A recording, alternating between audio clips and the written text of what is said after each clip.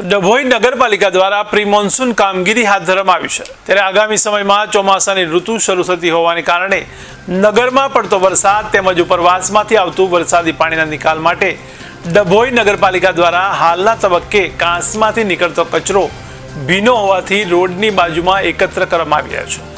જે કચરો સુકાયા બાદ ત્યાંથી હટાવી યોગ્ય જગ્યાએ તેનો નિકાલ કરાશે।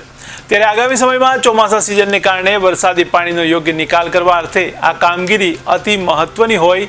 આગામી ચોમાસા સમયે લોકોને મુશ્કેલીનો સામનો ન કરવો પડે તેમજ લોકોની ઘરવખરીને નુકસાન ન થાય તે અર્થે ડભોઈ નગરપાલિકા દ્વારા આ સરાહનીય કામગીરી કરવામાં આવી રહી છે, જેનાથી નગરની બહારના સોસાયટી વિસ્તારના લોકોમાં આનંદની લાગણી જોવા મળી રહી છે।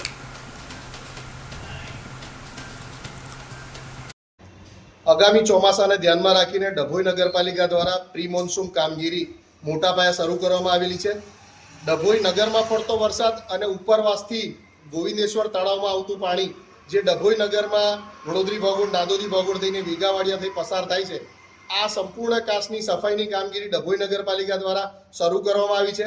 સાથે સાથે તિલકવાડા રોડના સાયફન બંધ હોય, કેનાલની ક્રોસ કરીને પાણી ન જઈ શકતું હોય, કેનાલની બાજુમાં આવેલ કાંસની પણ હિટાચી દ્વારા સફાઈની કામગીરી નગરપાલિકા દ્વારા શરૂ કરવામાં આવી છે। હાલમાં 2 હિટાચી મશીન, 2 જેસીબી મશીન અને 3 ટ્રેક્ટર દ્વારા આ સફાઈની કામગીરી નગરપાલિકા દ્વારા કરવામાં આવી રહી છે।